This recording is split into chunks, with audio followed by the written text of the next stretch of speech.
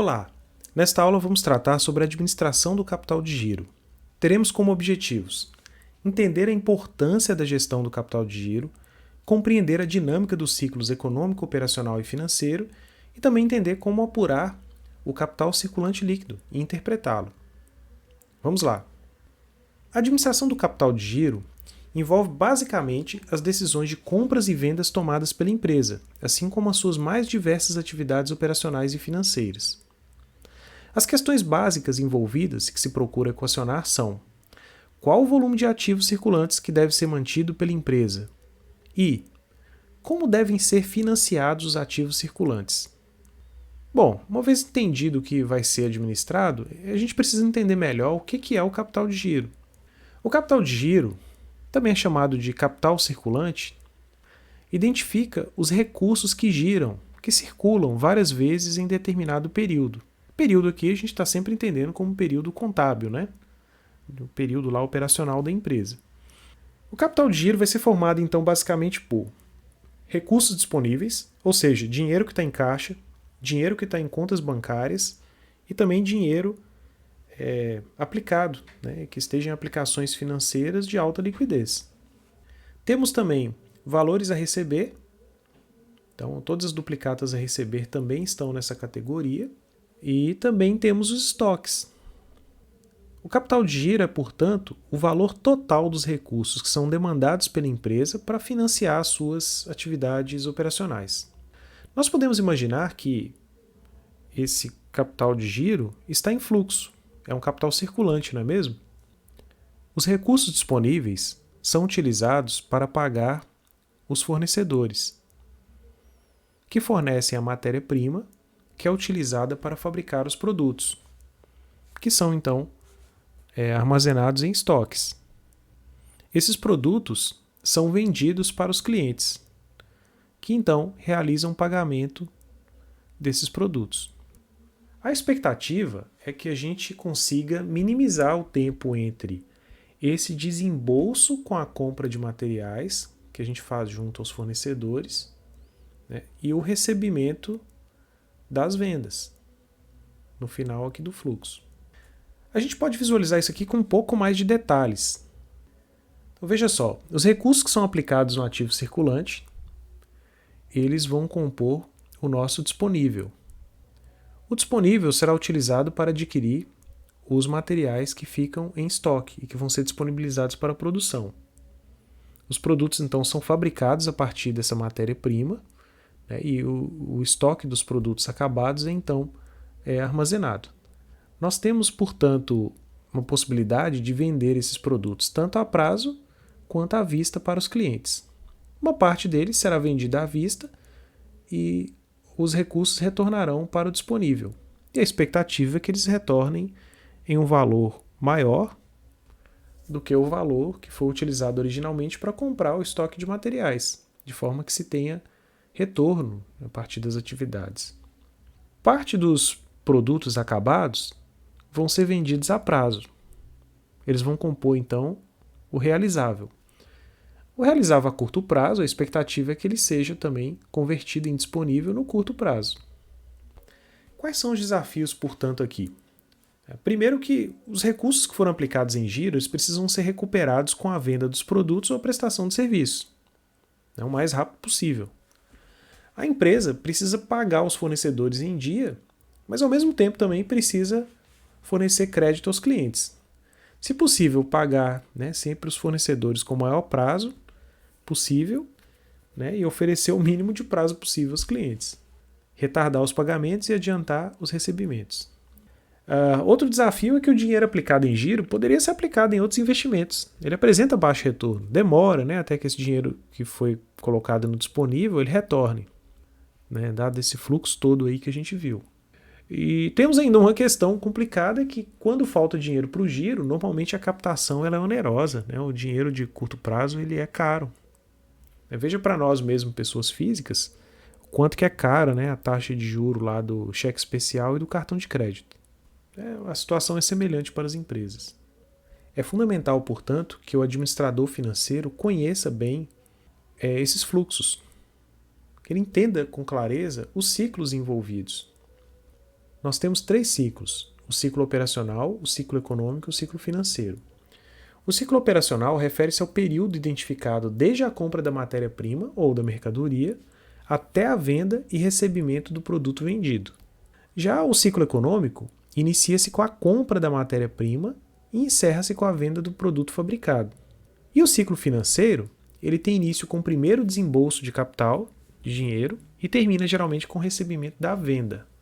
Veja que o ciclo financeiro tem a ver com o regime de caixa e o ciclo econômico tem a ver com o regime de competência. Lembra dos dois lá? Você viu em contabilidade.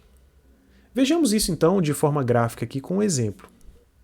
Na ilustração, temos um conjunto de operações que ocorrem ao longo de 5 meses. Vai do mês 0 ao mês 4.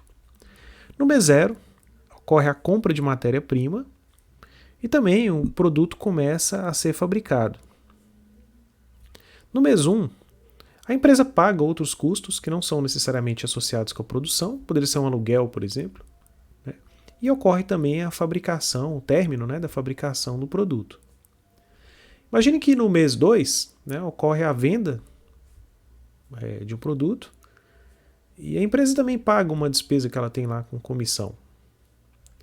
No mês 3, a empresa faz o pagamento da matéria-prima e também paga uma comissão. E aí, finalmente, no mês 4, ocorre o recebimento daquela venda que foi feita no mês 2. Né? É interessante observar também que esse pagamento da matéria-prima que ocorre no mês 3, ele se refere à compra da matéria-prima que foi feita no mês 0. Veja então que os ciclos acontecem, né, de forma um pouco desencontrada. Né? O ciclo econômico ele vai do mês 0 até o início do mês 2. Né? Isso porque o ciclo econômico ele envolve todas as atividades relacionadas com a fabricação dos produtos. Então, você veja que o processo de transformação ele ocorreu ali do início do mês 0 até o início, né, do mês 2. Lá. O ciclo financeiro, por outro lado, que envolve desembolso e reembolso, né, ou entrada de capital, né, entrada e saída de capital, vai acontecer, né, no início do mês 1, que ocorre um pagamento de um outro custo, um aluguel lá, por exemplo. Então a primeira saída de dinheiro aconteceu ali. E a última acontece quando recebe-se a venda, né, que entra dinheiro. Então por isso que o ciclo financeiro ele começa ali no início do mês 1 e vai até o final, né, lá no mês 4. O ciclo operacional vai envolver, né, o ciclo econômico mais o ciclo financeiro. Então ele envolve todos os meses aí no período. A partir dos ciclos operacional, econômico e financeiro, é possível apurar uma série de indicadores que permitam entender a dinâmica dos fluxos.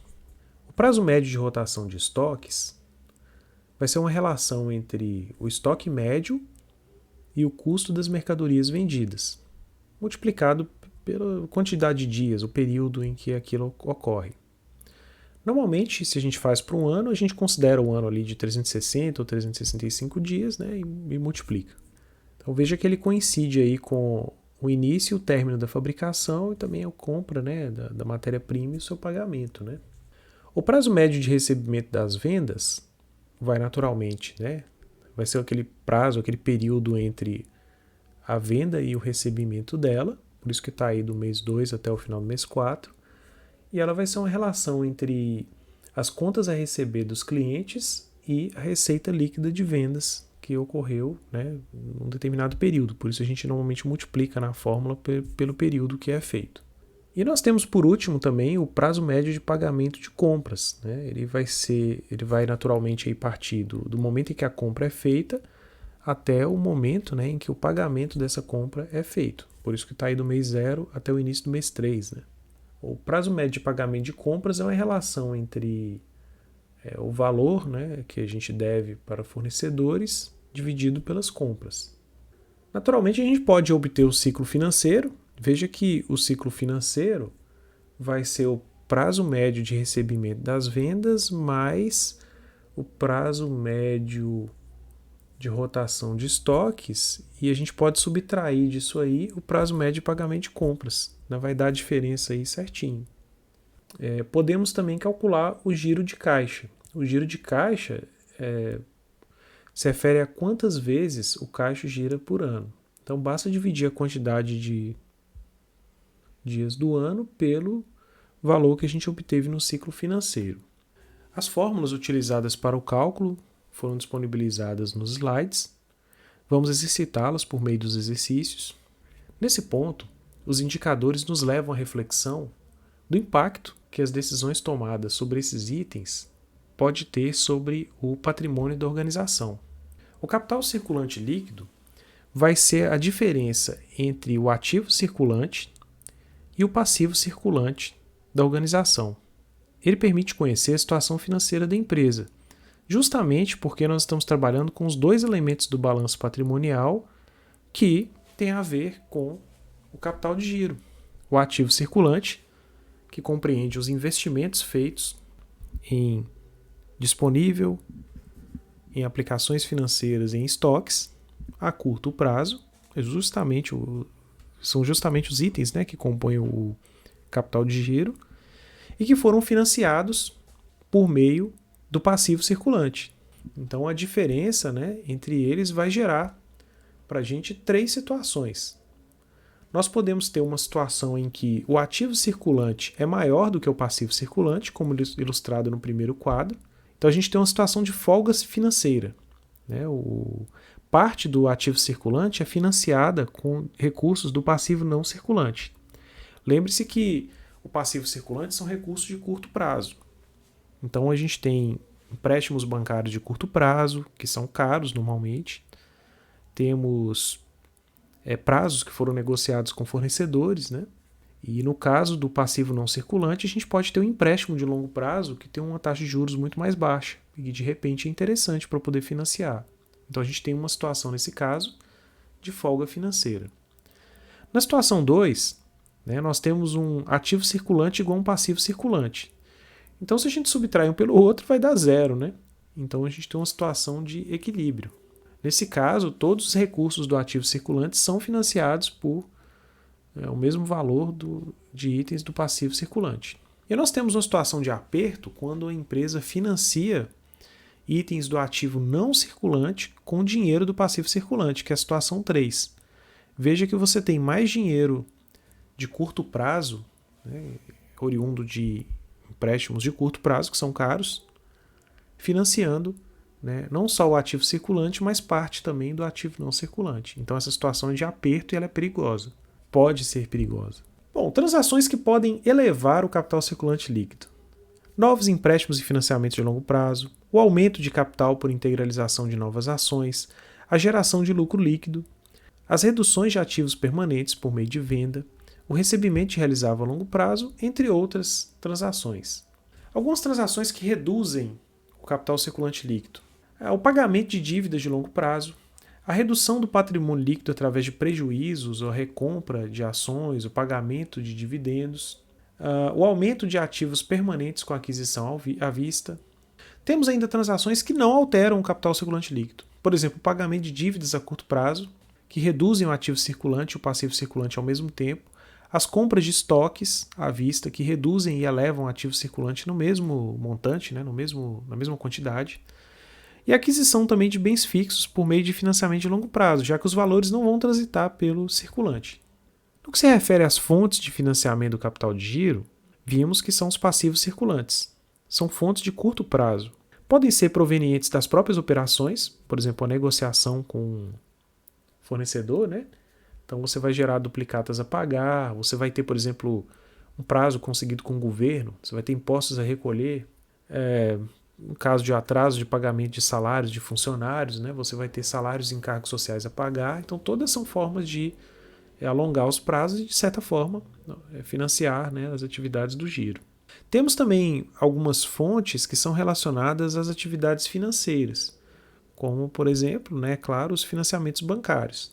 Dá para imaginar, então, que nós vamos ter fontes onerosas e não onerosas. As onerosas são aquelas que vão ter algum custo para o financiamento, por exemplo, os empréstimos bancários e os parcelamentos de impostos vencidos. Provavelmente vai ter alguma multa, né, e tem juros, né, essas operações vão ter juros.